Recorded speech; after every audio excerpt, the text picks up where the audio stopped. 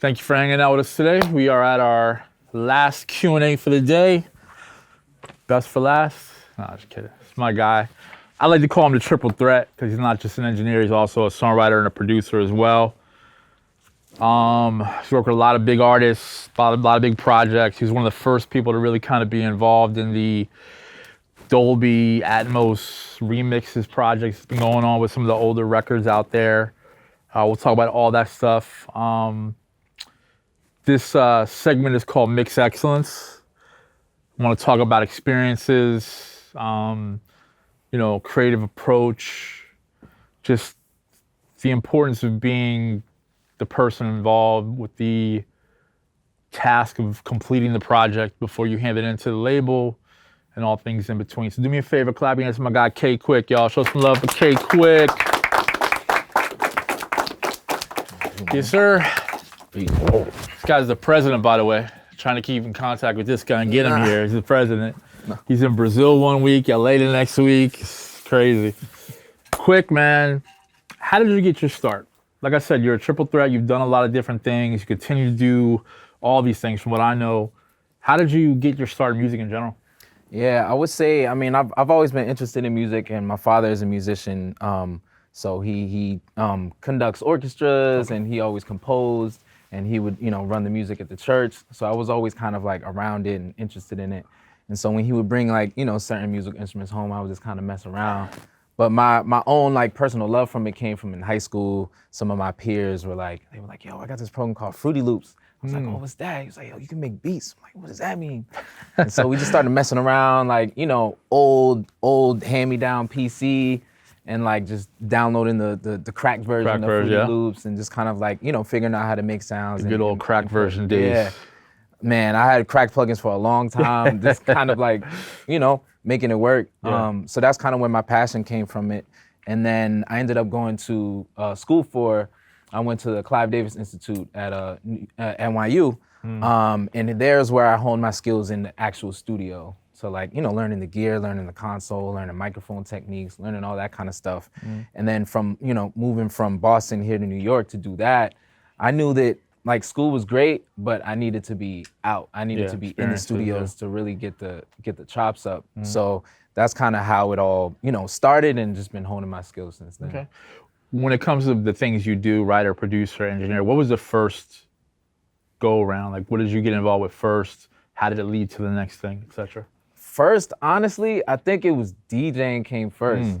So you quadruple threat. I don't DJ much anymore, but in high school, it was just, it started from just burning mix CDs. Gotcha. Did you have a mixtape DJ name back then? Nah, not really. Nothing good. I think he's holding back on us. I don't know. I think I have a Hotmail account that was DJ Jesus. K Quick or something at Hotmail or something. I don't know. Black Planet. Random. Yeah. So I would just burn CDs in my crib, and just be giving them out to people and stuff like that. And then that turned into buying vinyls. So I was able to buy a really cheap turntable system. And so there was these online vinyl websites where you could buy vinyls from there. Yeah. And so I just started there buying reggae vinyl, dual reggae, so I could just mix the instrumental and then the acapella and kind of go back and forth. And so it came from there. And then production was my main source. Right. And the songwriting was always just fun, just trying to rap, trying to write hooks, trying to, do stuff like that. And the engineering came out of necessity, because it was all right, I could produce, but all these artists want to work with me, but we didn't have any engineers. We didn't have money to pay an engineer. So it was just me learning how to, capture what they were doing, and that evolved from there. Do you feel that the ability to do all those things, being a DJ, being a producer, songwriter, engineer, do you feel like that's helped your career more, or do you feel maybe if you just worked on one versus all of them, that you might be further in that lane?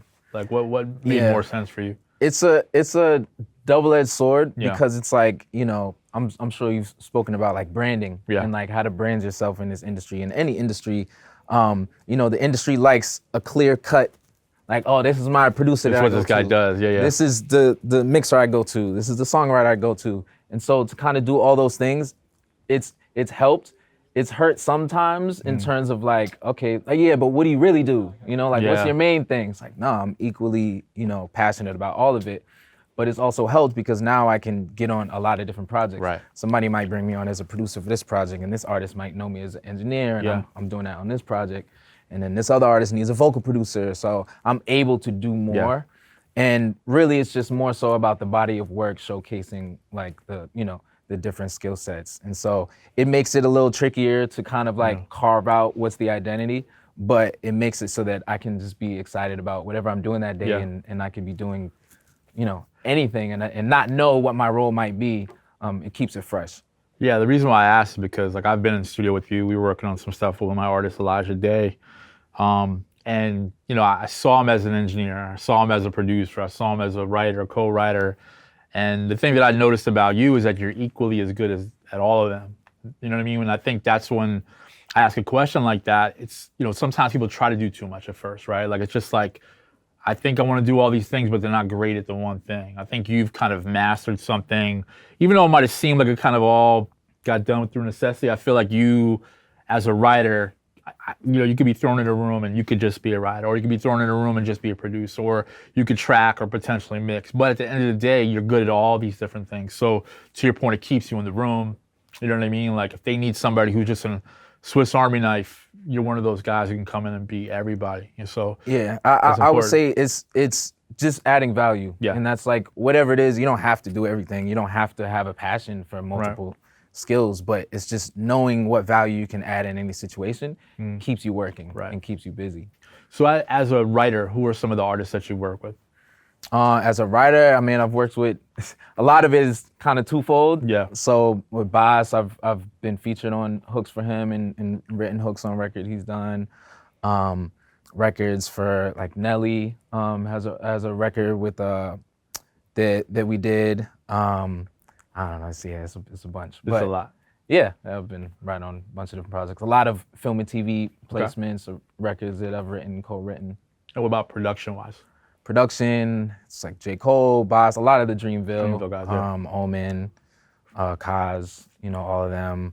Ari Lennox, Alessia Cara, Queen Naija. It's a bunch of different projects. It's a good resume. Let's talk about the engineering for the most part. What was, I guess, your first taste of working with either a major artist or a major project when it came to just being an engineer, like just being called in to do that? Whether it's mix or tracking or anything. Yeah. I'd say it's a combination. So my mentor, when I first got in the industry was Ryan Leslie. That's right. And so I did like an apprenticeship with him over a summer. It was like 3 months. I was I don't know what year, sophomore or junior year in college, and I was supposed to go back home to Boston because the summer housing was just too crazy expensive. But he took a liking to the work I was doing. It was just like, nah, man, you got to be here for the summer and stay at, I have a apartment, stay at the apartment that I have, the extra apartment that I have, and like, let's work. And so from that came, with him, it was like 14-hour days straight, like tracking, recording, coming up with, production ideas and things like that. That was like my first like kind of throw into it. Yeah. And from some of those sessions got me my first placement with a Chris Brown record that he did called Famous Girl. I was the one that kind of like did the drums on that record. But a lot of that came from those tracking sessions. And like someone like that, the ideas come like this. And that's how I got my Pro Tools skills up. Right. Because I had to be ready. He only did Pro Tools. He didn't do MIDI, And he was anything. fast. Yeah. There was no MIDI. There was no, Logic or Ableton or whatever. He was just his synth keyboards, the live drums, and drum samples that he would just click and drag in and kind of like draw out like what he wanted with just the audio, the wave files. Yeah. So I got really fast with editing, and that's what kind of got my, Chops engineering tracking chops up. You guys all know who Ryan Leslie is, obviously. You know the meme about Ryan Leslie when he's playing the it's like when you're walking into the summer, like, like all the different things that he does. I always think of that. But Ryan became like a mentor to you. What did you gain from that experience of just working so closely with somebody who at the time was like a really influential person in R&B pop and really kind of went a specific way with that sound? What did you learn? What did you gain? And you think you walked away from that? What did you? Yeah, I mean, a few things, but like one of the main things was work ethic. Like someone who's at the top of their game is only there because they they keep working Right. with the same intensity. Like you can't really take your foot off the gas because somebody else is right there just on your heels. So his work ethic was like insane. And so I've always had a work ethic too, but like seeing someone like that who was so successful and like could have just kind of chilled, like still be passionate about it and push forward, it really, you know, helped my drive. And also like business wise, you know, he taught me the game too in terms of like publishing and publishing deals. Okay. And like when to take them, when to not take them, and how to operate when you do get them. So, you know, when me and my production partner got our publishing deal, like we were just very clear, like we're only doing this if we know we have certain things in the pipeline that are gonna like recoup, or that we're gonna, you know, be able to not be stuck in a deal forever, you know? So just seeing that from him and hearing that from him, like when he got his first publishing deal, it was a crazy deal, and he flipped it in like 5 months, which is absurd. It doesn't happen because he was writing the records, producing the records. He was getting 100% on a lot of the records. A lot of those deals were still MDRC deals. Exactly. So, but you know, he flipped it and then was able to, you know, take it up. So I just liked that mentality and soaked up that bit of game from him. So after that experience, what was the next level for you? Where did you kind of migrate towards after that? Yeah, I was in every studio in New York, just knocking on doors, sleeping on couches. You need to do a hook, you know, like playing beats, engineering, building relationships with studio owners, you know, coming in. And I still do that to this day. Like I've never like worked for a studio per se, like as an employee, but I've like just been there, just grinding and you know, working with the artists that might have been signed to the studio, or producers who had a room, or a mixing engineer that had a room, and things like that. And so from that experience with Ryan, I was able to work with Rockweiler and this producer named Omen, who was really dope up in Harlem. There was a studio called Stadium Red that I basically lived at. And that's where Just Blaze was at for a while after you left his had a spot. room, and then a really dope mixing engineer, Ariel, had a room there. So it was just like running around collaborating. And from that grinding and from those, you know, those projects that I was able to get on is what, you know, led to getting the publishing deal. And that kind of took things to another level with the film and TV placement. Did we meet at Stadium Red? We might have. I don't know. How did we actually meet? I'm just thinking about it right now. It's so long, I don't know. Feels like, you know, a couple years ago, but then you start looking at the dates and you're like, oh, maybe that was like 12 years ago. You look at the emails maybe. and it's like, oh. It's been a while.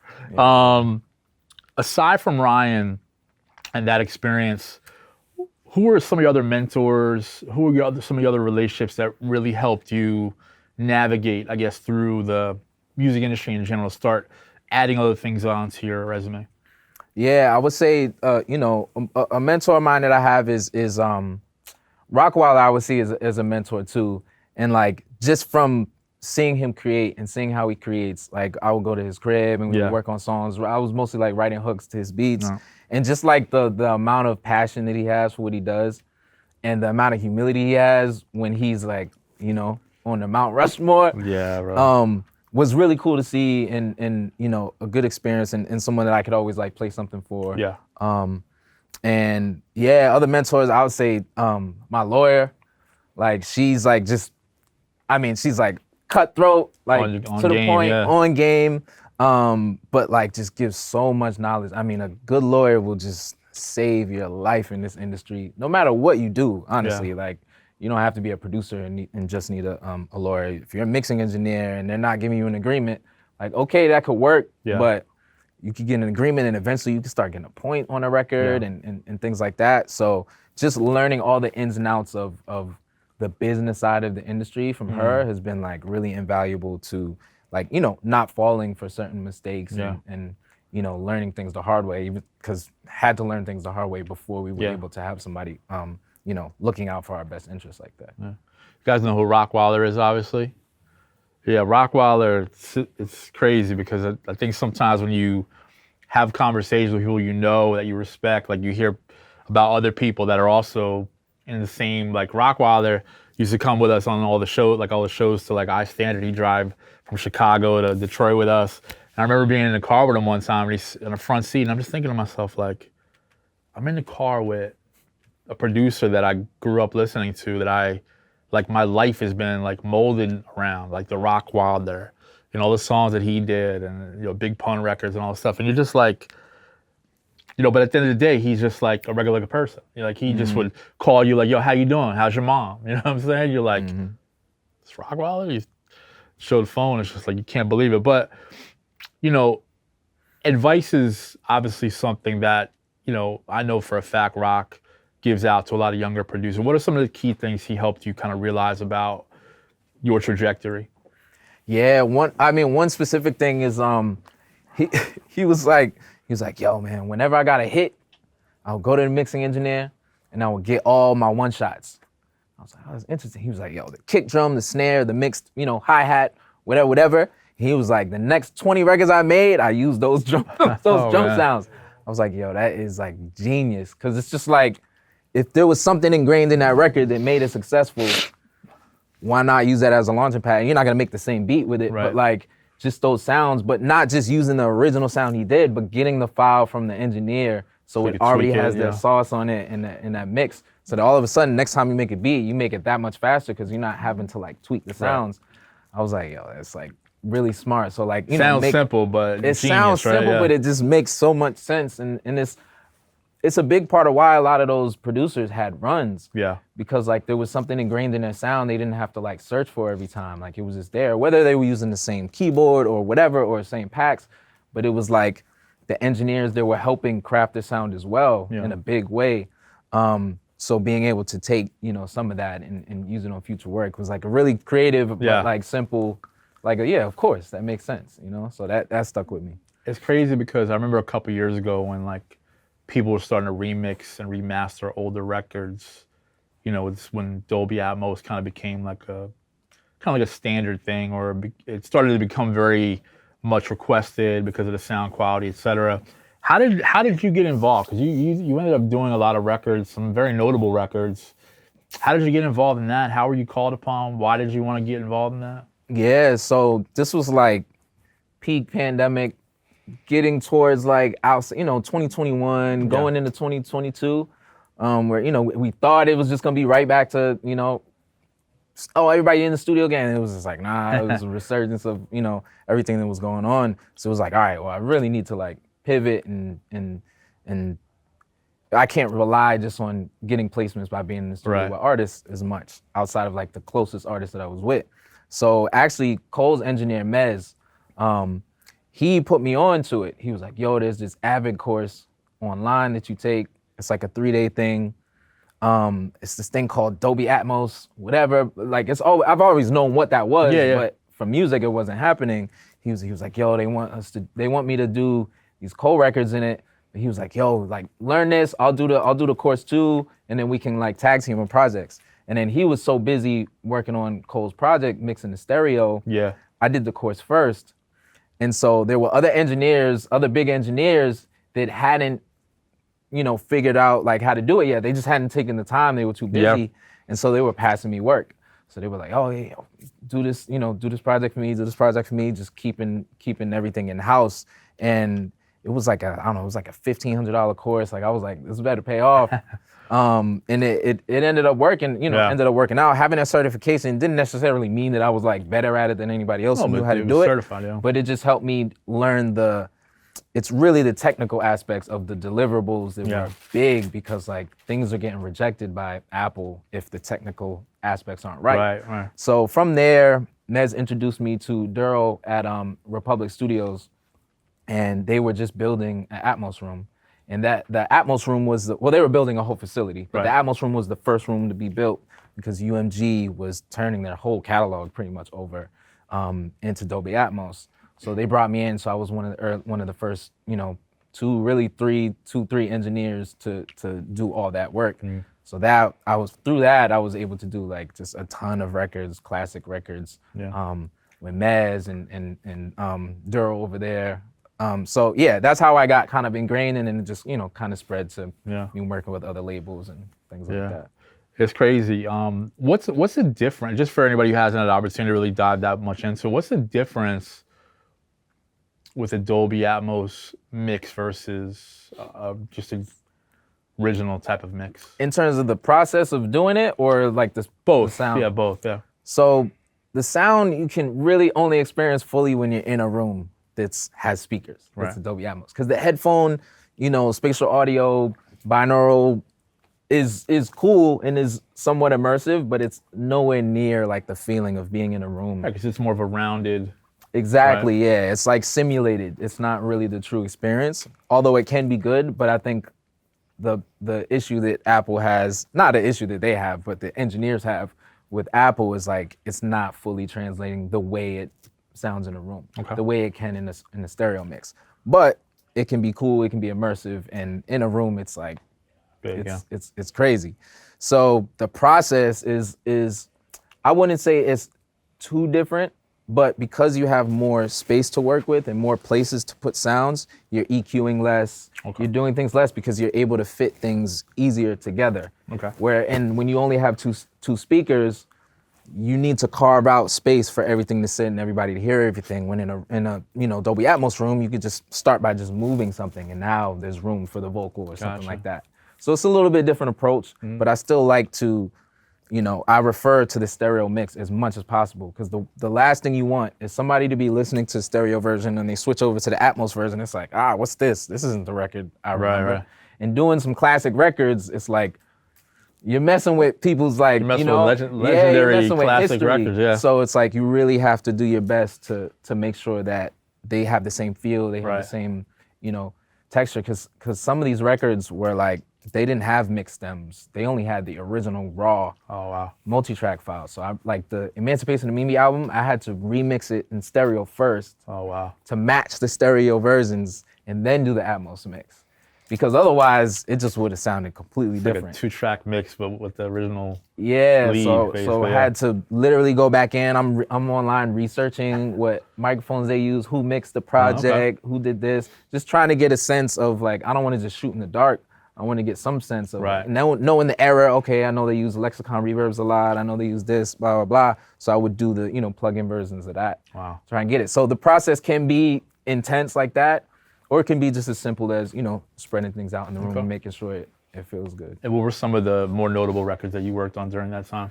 I would say, that project, Kid Cudi, Man on the Moon, that project.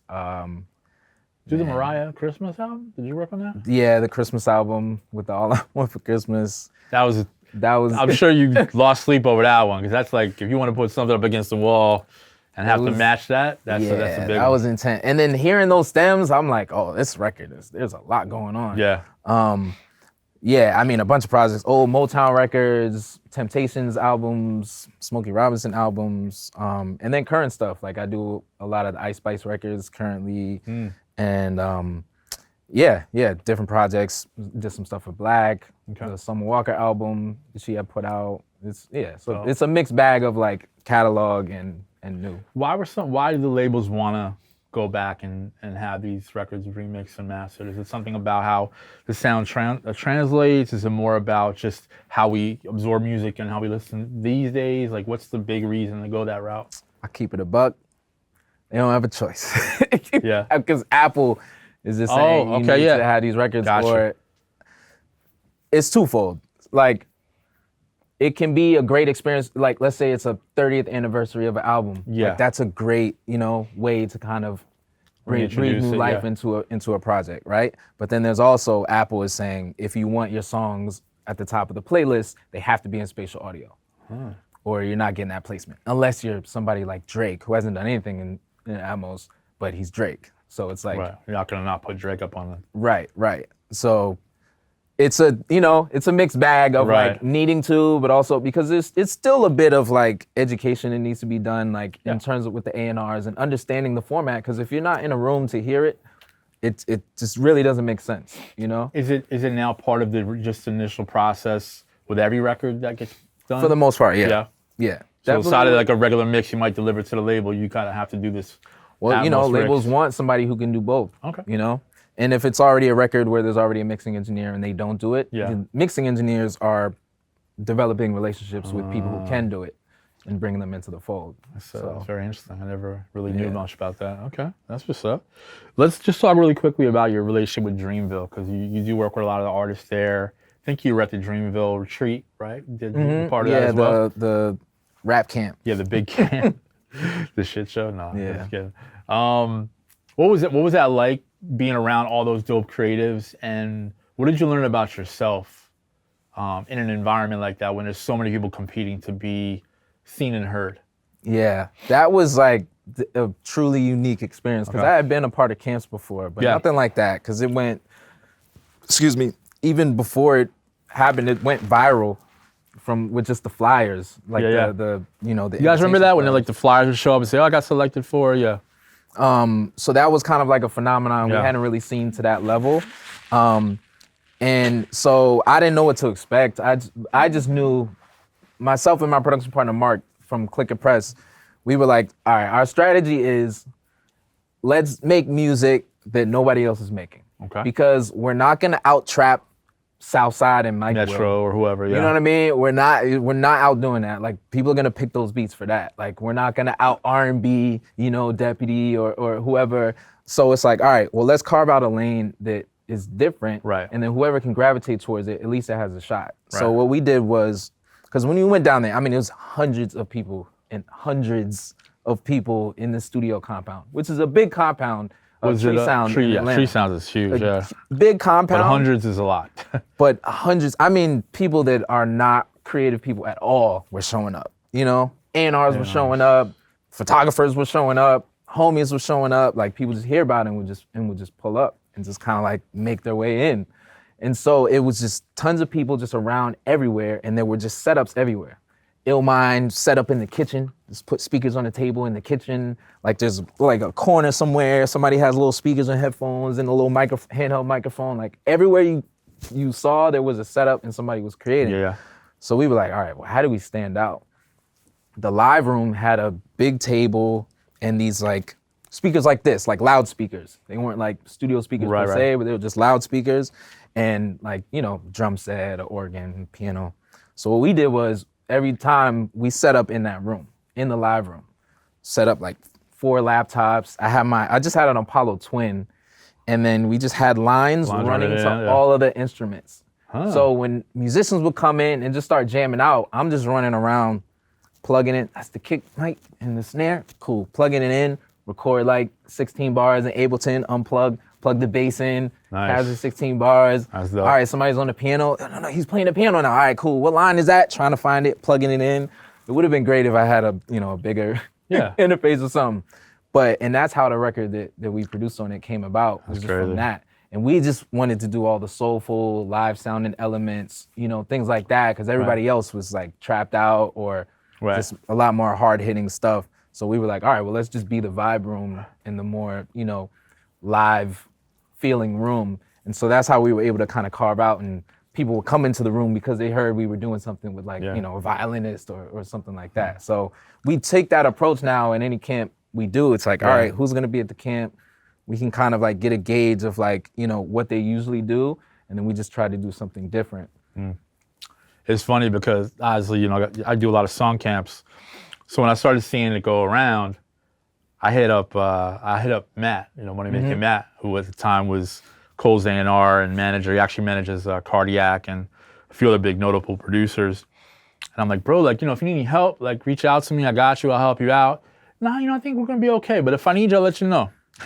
He was stressed. The day the camp started, he must have just walked in and everybody was kind of already there.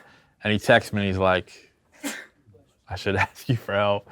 Like, you think about all these different people. And a lot of times at some of these camps, these bigger camps, it becomes more of a, let me go play my music for whoever the biggest person in the room. So you're like playing beats for other producers. You're playing beats for, not necessarily for a clout thing, but you're trying to connect to a situation that you hope might lean into something, you know, bigger than that. So yeah, even like, you know, the Timberland camps that he was doing, I talk to people like that and they're like, oh, these camps are crazy because everyone's just play beats with Timberland. You know, nobody's really doing any work. So it's gonna be a challenge, It's not, it doesn't work that way. Yeah. It doesn't work that way. You can't just go with just a pack of beats and like think it's, like those camps like that, it's about showcasing your skills, and that is by creating on the spot and like collaborating. Like that's how you win at a camp. 100%. At a camp like that, at least.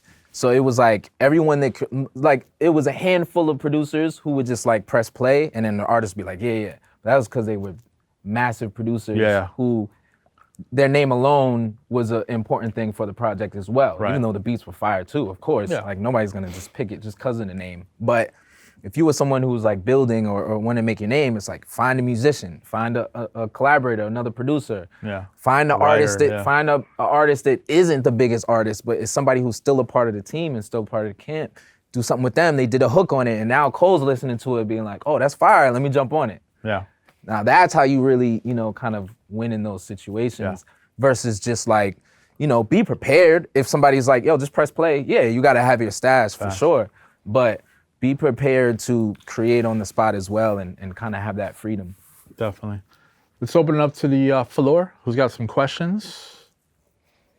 Come on, man. Take advantage. Spice, go ahead, brother. You already know. So I want to go back to where you were talking about you were, on the grind, bouncing around from studio to studio, bouncing around New York and all that. So for the up and coming, the emerging engineers now, they're trying to get on that same grind. I was talking to Hash earlier about this. I feel like, in my experience anyway, there's not many commercial studios around giving those opportunities. In your opinion, what do you see the future, next 5 years, next 10 years? With that specific thing, commercial studios, do you feel like they're going to be opening up more, or do you feel like it's going to be more of that bedroom studio, semi-pro studio, rehearsal space studio that's really going to start leading the way for these artists? Yeah, I think the commercial studios, like that's purely based on, in my opinion, just the state of real estate in whatever city it is, because like that's why a lot of them had to shut down, because their landlords were saying our rent is $50,000 a month now, so a lot of them are like, it just doesn't make sense, or they go to another city, they'll go to Nashville, Atlanta, even LA, even though LA is getting crazy too. So I would say, like, I don't see personally, is definitely not in the next 5 years, in my opinion, that it's gonna be like this resurgence of big studios, because labels can build their own studios, artists are building their own studios, producers are building their own studios, engineers are building their own studios, because it's not about the space you're going to, it's about who you're working with. So artists will follow their favorite tracking engineer to wherever they're going. Yeah. They'll take the lead from wherever the tracking engineer is saying, if that's somebody they've built a relationship with. And that's what's happening with commercial studios too, is artists are poaching engineers from studios. So it's like, the cream of the crop is getting plucked from a studio, and so then new artists come in, and the other, the person might not be, the chops might not be the same, so it's like, let me just go somewhere else.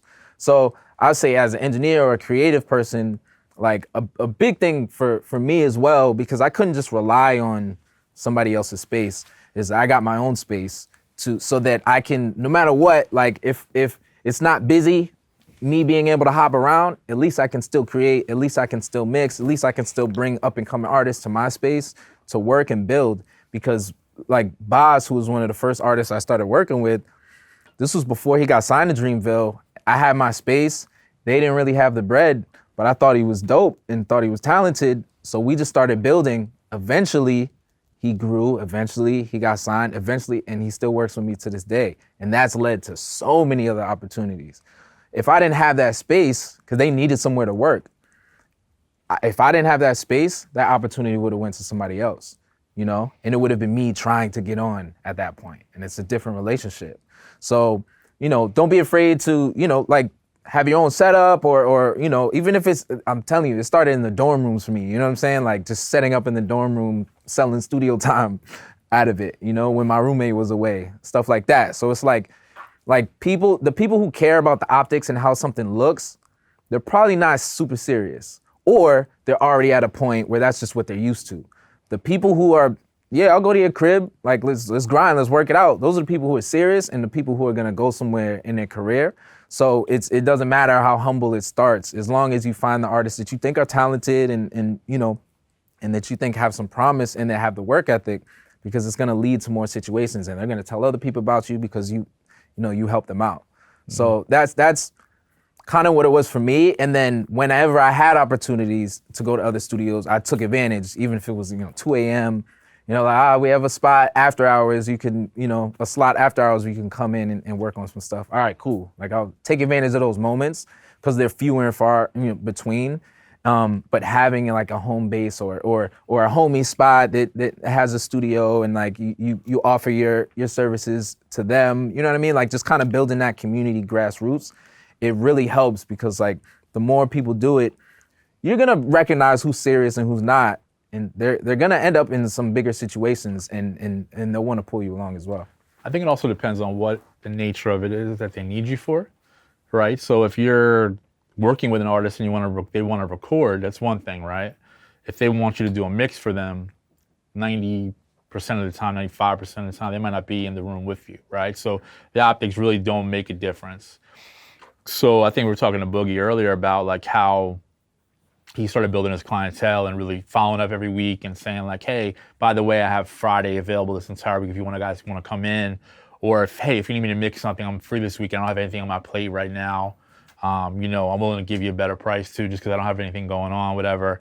And if you can work from home, why spend money or why worry about the stress of going to another studio when you can get, because I really feel a lot of times, especially with the new age, not necessarily the new age, but the people who are really kind of dialed in as engineers, it's really more about the ear than it is about the gear. So like if you know what your room sounds like and you're comfortable there and you have everything you need there, why not just work from home and save that money and eventually, you can move on to bigger and better things and open your own space and whatever. Like, I just feel like that's one of the categories in the music industry where you could take your time in getting to where you want to go and still get work done and still make money, as opposed to being a writer versus a producer versus a tracking engineer. As a mix engineer, you could literally fucking work out of your bathroom with a dope laptop. You know what I'm saying? Like, as long as you know what the room sounds like and you know how to, work the kinks out, then, and even today with some of the software, it's like, oh yeah. I mean, you could do things in any space. So this album I worked on, this artist I've been working with the past few years, this artist John Baptiste. On his last album, there was like more than 4 songs, like 6 songs that weren't done yet, and he was on the road doing festivals. So they brought me out to not to do anything for the festival, but to help finish the project. I didn't really know what I was coming into, but I'm in a hotel room. He's like sending me files, just texting me files, and he was like, all right, yeah, mix this one. I'm like, mix? I'm like, all right, cool, because I was only really tracking for him. I'd mix some stuff for him, some live stuff for him. I'm like, mix, like for the project. He's like, yeah, final mix on this. And he had other like really big mixes on the project. So I'm like, all right, cool. So I'm literally in the hotel room in headphones with all my software tricks and you know what I mean? Like so that I can get it. 2 tracks? Or? No. Well, a couple of them were. Yeah. But mostly like some sessions were like huge and just had to figure it out and get it done in headphones in a hotel room. And it was on the project, So it's like the artist at the end of the day they do not care what your room is. You know what I mean? Like they don't. Some artists are a little more in tune with it and whatever and maybe judgmental, but the proof is in the work.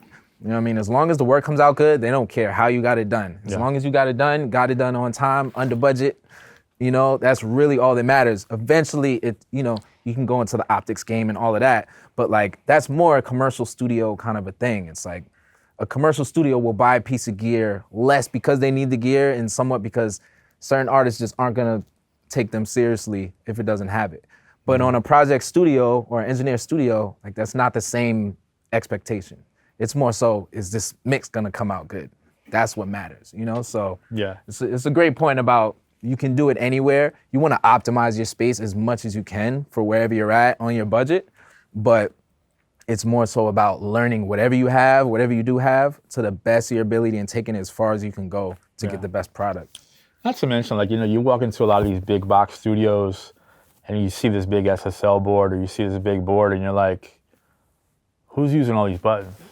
Like who's turning? Engineers got the laptop right yeah, like it's almost like it's just literally a fake, fake show. Like, oh yeah, I got an SSL in the room.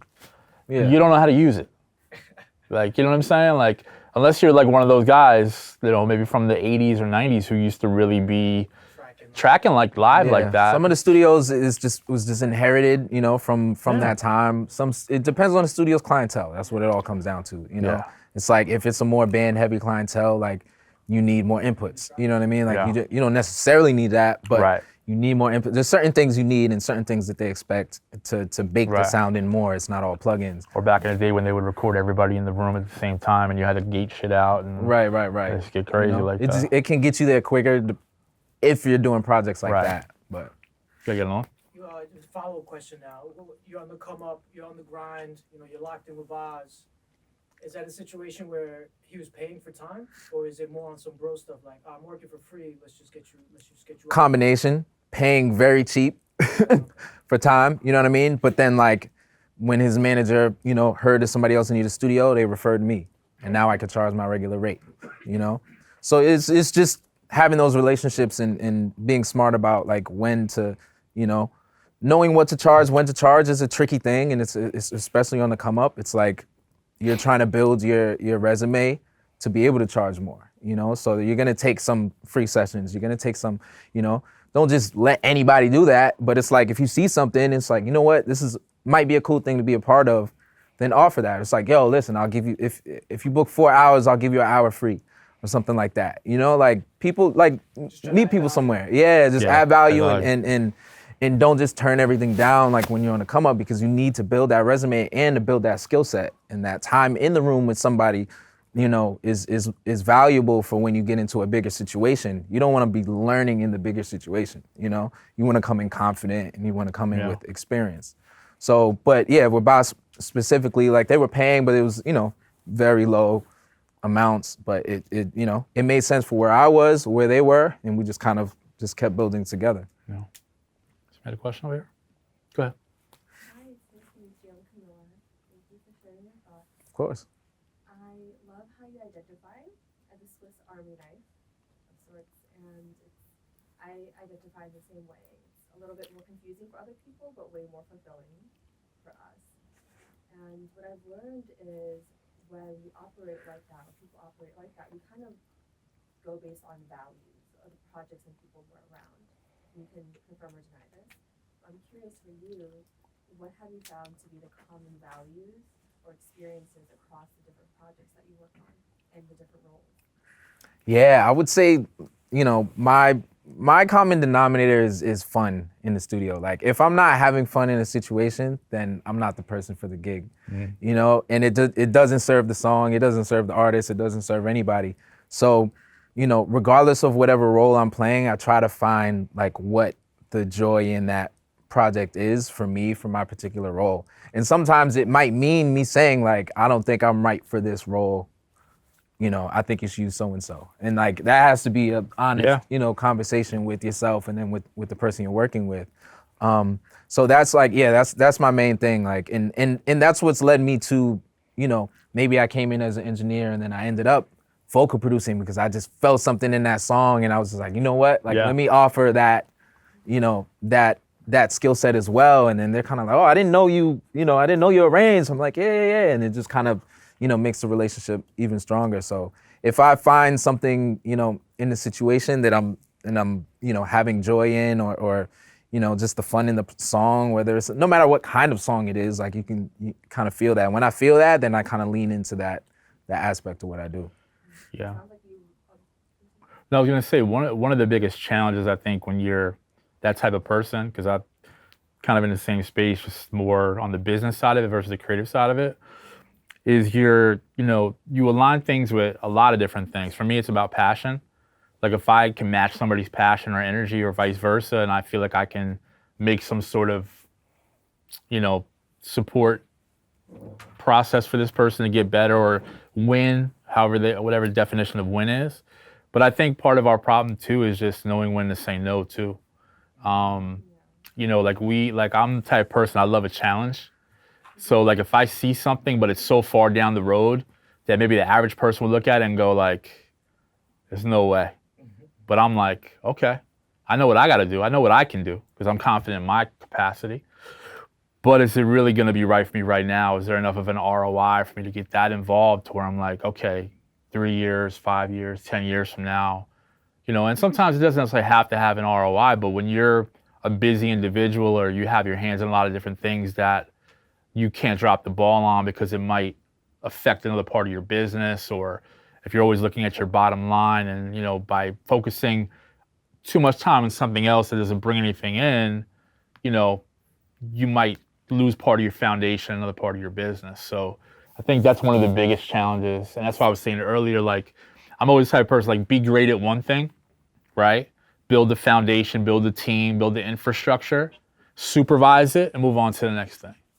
You know, I look at a lot of, like, bios on people's, like, IG pages and shit, and it's like, oh, I'm a rapper, I'm a videographer, I'm a pizza maker, I model on the weekends, I'm a barbecue, I got a landscaping company, and you're just like, first of all, your brain can't handle all that.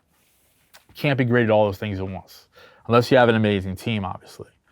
But, you know, being a Swiss Army knife has always been a gift and a curse, I think, for a lot of people.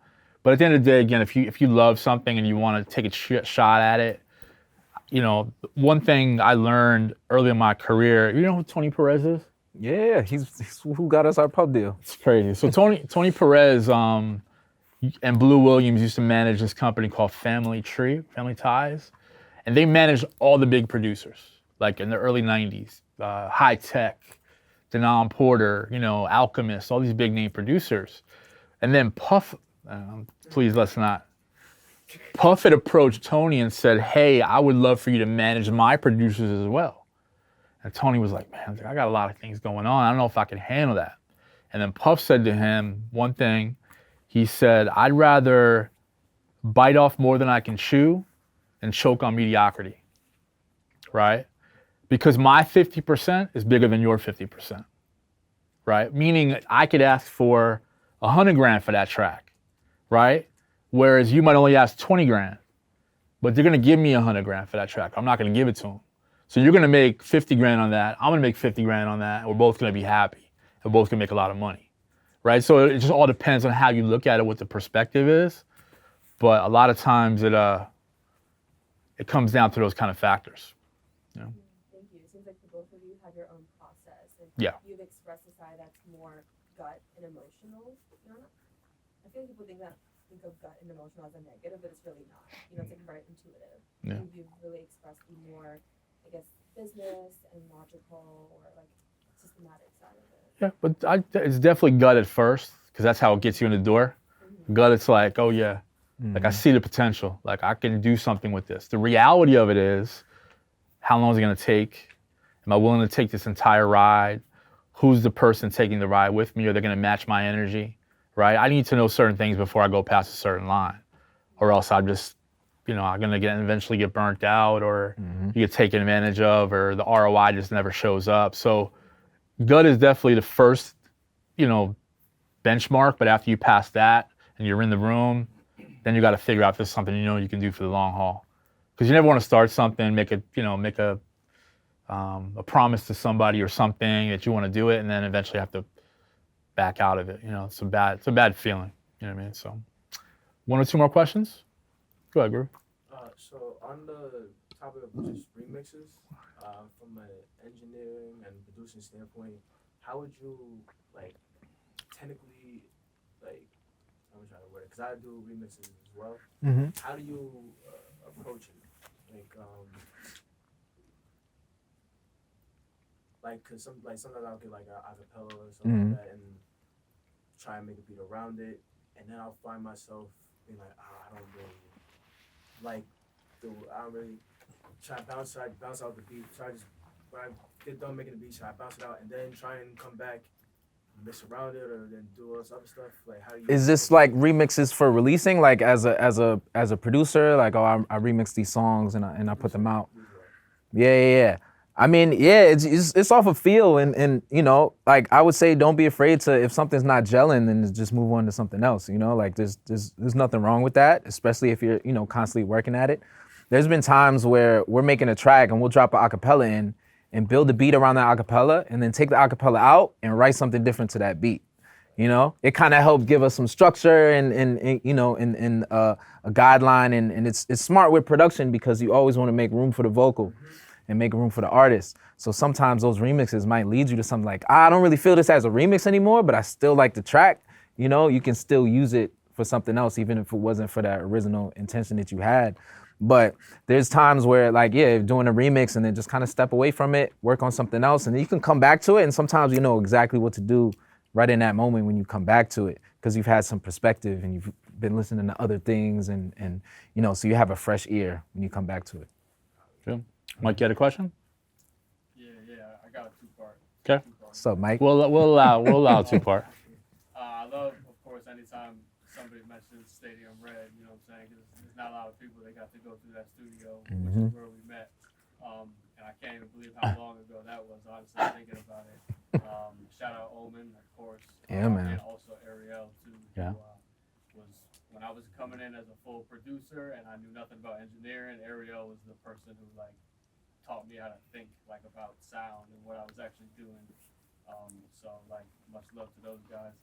That's the first part. And number two, I heard an urban legend once that Rockwilder used the same kick in every beat. And I was like, yo, if that's true, that's the illest shit I ever heard. Can you confirm or deny that this is the case? I can't confirm or deny. Well, I can't deny it either. I can't confirm that. I have no clue. That would be very legendary. Hell yeah. But from what he told me of, like, you know, getting the stems from the One-shots, mixing yeah. engineer and making his own one shots from it and reusing it, I do not put it past him, you know? Yeah, no, you seem real calculated in that way, you know what I mean? Yeah. In terms of zeroing in on his sound, you know what I'm saying? What's really cutting through. He knows his frequency and That's- he knows how to make a whole different types of styles with his frequency. Mm. Yeah. Good to see you, bro. You too. Yes, sir. One more question? Good, huh? So, of everybody you worked with, who do you feel has had maybe the dopest or strangest kind of workflow or creative process? Somebody you sat in the room and was like, yo, whether it be writer, producer, anything, but you came in the room and he was like, man, they doing that. Where'd they get that from? Or how did it? Okay, I have a good answer. Or I have a specific answer.